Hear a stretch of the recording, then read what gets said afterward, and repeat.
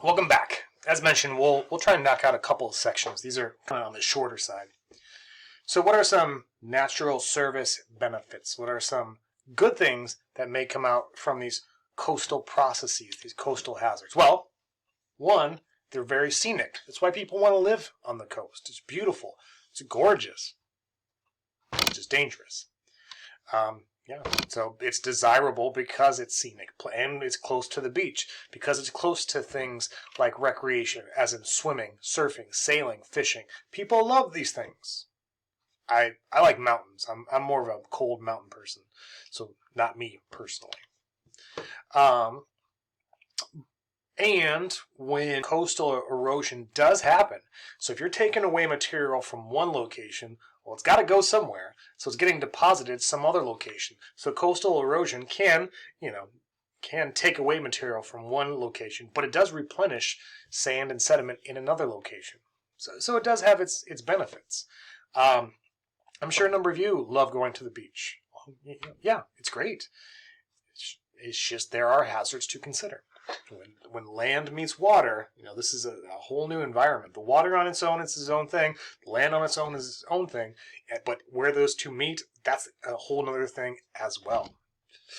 So that was the end of that section. I told you it was a shorter one. And then how do we interact with coastal processes? What do we do? How can we help the situation? How can we hurt the situation? So in the past 100 years, human modification of the coastal zone has accelerated coastal erosion by 30 to 40%. Building on the coast, living near the coast, building structures, whatever it may be. In the past 100 years, we've, again, really increased erosion by 30 to 40%.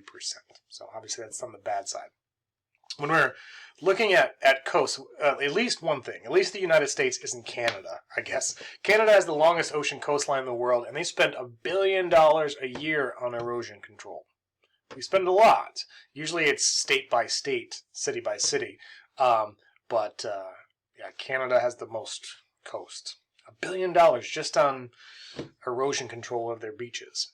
So one way to control coastal erosion is to undergo something called beach nourishment.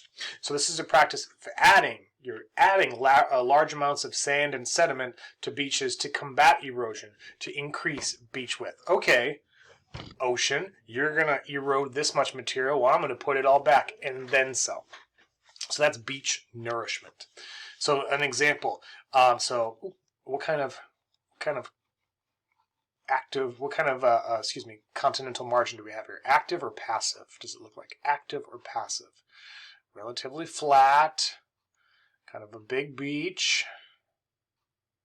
Passive, so away from a boundary. Similar to what we have on the east coast of the U.S., which this most likely is. So you can see the beach in November of 2010, and after it's undergone, you can see that the sand, the shoreline is right about the middle of the structure out on this pier. So that was November of 2010. A year and a half later, due to beach nourishment, you can see that beach got pushed way out here. They added so much sand to this area that they extended the beach out. That's beach nourishment. So how do they do that? Well, they actually just take the sand from just offshore. This is kind of a grainy photo, but it's the best I can find. So just offshore is usually a ship called like a dredge. It's just a big slow ship, and it's got a big suction pipe on it, essentially. So it sucks up all the sand out in this area. So they just put the pipe down to the bottom, 10, 15, 20 feet down. They suck all the sand out. It's mixed with water. And then they just pipe all of that stuff back onto the beach. And you can see that this pipe, it's kind of unclear. I'll show you in another picture, a different one.